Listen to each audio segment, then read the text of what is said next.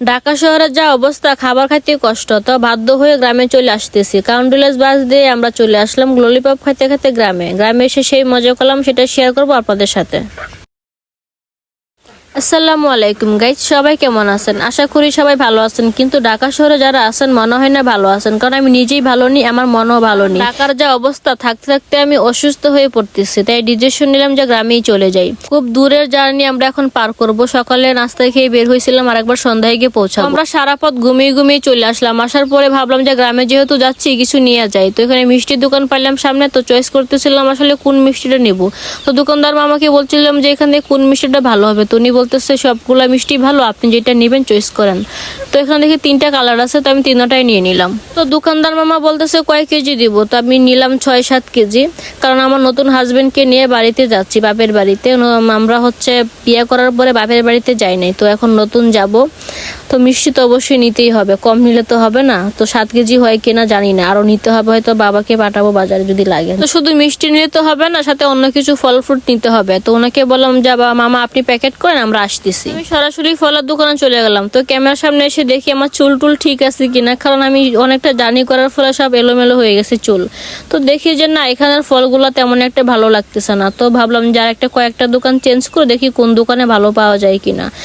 তো এই দোকানের ফলগুলো আমার তেমন একটা ভালো লাগে না, তো আমরা চলে গেলাম পাশের দোকানে। তো এখান থেকে আমরা আপেল নিয়ে নিলাম। তো আমার হাজবেন্ড বলতেছে এই কয়টা আপেল নিলে তো হবে না, আরো নিয়ে নেই।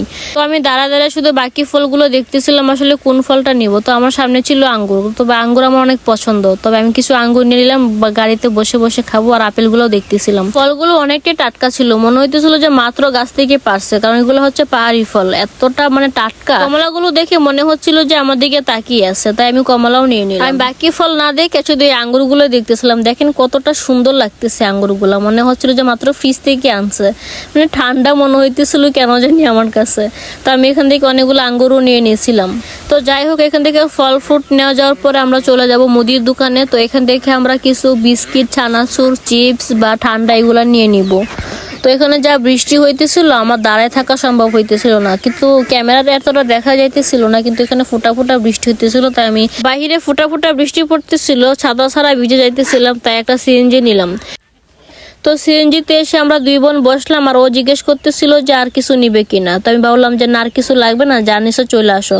ও ওইদিকে কেনাকাটা করতেছে, আর আমরা 2 বোন মিলে এখানে বসে ঢং করতেছি ক্যামেরার সামনে। কি করবো, একা একা বসে থাইকা, গাড়ি চলতেছিল না, ও কেনাকাটা করতেছিল, তাই বসে বসে ক্যামেরার সামনে একটু ঢং মারতেছি। ওর কেনাকাটা শেষ হলে আমরা রওনা হলাম বাড়ির দিকে। তো আমরা এখন সোজা চলে যাব বাড়িতে, কারণ অনেক জার্নি করে আসছি, এখন কখন যাব সেই চিন্তা করতেছিলাম। আর দেখতেছিলাম যে এখান থেকে কি আমাদের বাড়িটা দেখা যায়। তো দেখলাম যে না, এখানে আরো কয়েক গ্রাম পিছনে আমাদের বাড়ি, তো এখান থেকে পাহাড়টা কিছু দেখা যাইতেছিল। নিজেদের এলাকাতে এসে এতটা ভালো লাগতেছিল বলার বাহিরে, যে এত সুন্দর গ্রাম আমি অনুভব করতেছি, যে নিজের গ্রাম। তো প্রকৃতি দেখতে দেখতে চলে গেলাম সোজা আমাদের বাড়িতে। তো যাওয়ার পরে দেখলাম হাঁস মুরগি তো সামনে আসছে, তো এগুলো আমি খাবার দিলাম, আর ভালো লাগতেছিল। অনেকদিন পরে আমি নিজের হাতে আমাদের মুরগিগুলোকে খাওয়াইতেছি, ঢাকা শহরে পারি না। তো ছোটবেলা থেকে আমার একটা অভ্যাস, মুরগি, ছাগলের বাচ্চা বা বিভিন্ন ছোট ছোট বাচ্চাদেরকে নিয়ে আমি আদর করি। তো এটাকে আমি আদর করতে পারি না, ঠুকুর মারতেছিল আমার হাতে। তো অনেকদিন পরে মা বাবার সাথে দেখা করে মনটা শান্ত হয়ে গেল, আমার মা বাবা অনেক খুশি আমরা আসাতে। তো মনে হলো অনেকক্ষণ ধরে এখানে দাঁড়াইছিলাম, একটু আশেপাশে ঘুরে দেখি, অনেকদিন পর তো আসলাম। তো আমার বোনটাও কিন্তু অনেক খুশি, তাকে দেখলেই বোঝা যায়, পিছলে খায় পড়বে না কি করবে সেটা আর দেখতেছে না।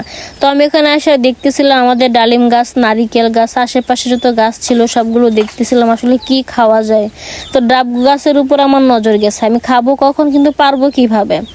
তো আমি আশেপাশটা ভিডিও করতেছিলাম, আমার অনেক ভালো লাগতেছিল, দৃশ্যটা, বাতাস ছিল হালকা, আমি এটা ভিডিও নিয়ে নিলাম। তো গ্রামে কিছুদিন বেড়াবো, দেখা হবে নতুন কোনো ভিডিওতে। ভালো থাকবেন, আল্লাহ হাফেজ।